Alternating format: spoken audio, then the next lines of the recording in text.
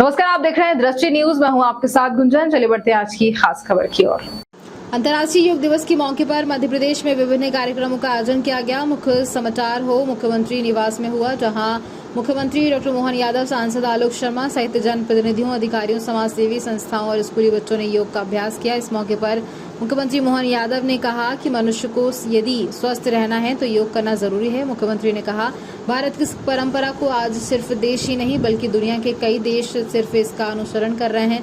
साथ ही साथ इस पाठ्यक्रम में भी शामिल किया। मुख्यमंत्री ने इस मौके पर यह भी बताया कि मध्य प्रदेश सरकार सनातन शिक्षा को पाठ्यक्रम में शामिल करने जा रही है। हमने भी प्रयास किया है कि इस आनंद विभाग के काम को और बढ़ाया जाए।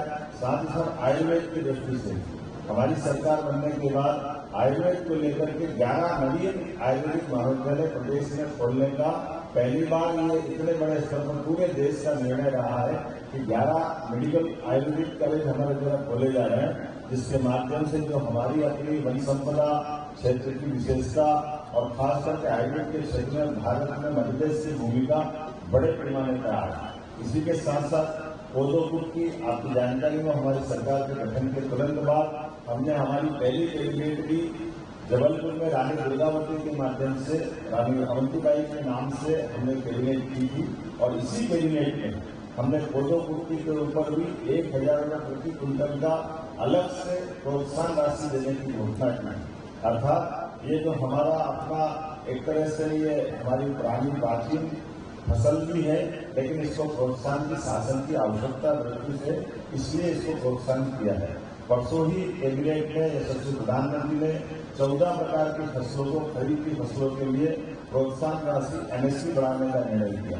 मुझे इस बात की भी प्रसन्नता है यशस्वी प्रधानमंत्री ने भी हमारे लिए खास करके मक्का, बाजरा, ज्वार इस सबको प्रोत्साहन देने के लिए एमएसपी में पर्याप्त रूप से वृद्धि की है।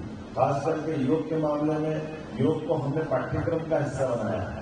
योग के शिक्षकों को हमारे अपने विद्यालय और उच्च शिक्षा विभाग में अब उनको बाकी प्राध्यापकों को बराबर का दर्जा देने का प्रयास किया।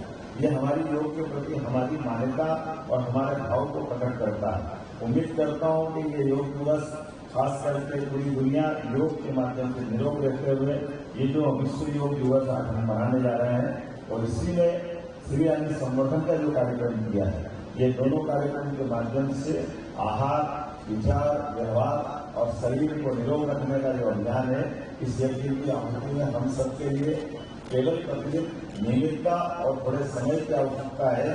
मैं उम्मीद करता हूं कि योग के माध्यम से हमने कोविड के कठिन काल में देखा है कि जिनने योग किया है, जिनने आयुर्वेद के हिसाब से पथ्य पालन किया है, उनके जीवन में कम कष्ट आए। जो अपने खाने पीने की, सोने उठने बैठने की दिनचर्या को बिगाड़ते हैं, उनको कष्ट ज्यादा हुआ।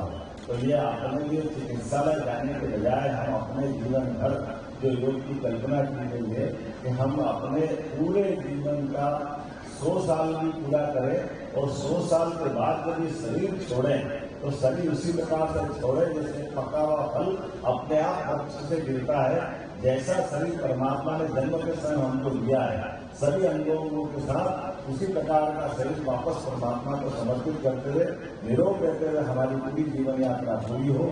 मेरी अपनी ओर से आप सबको योग दिवस की बधाई। बहुत बहुत धन्यवाद।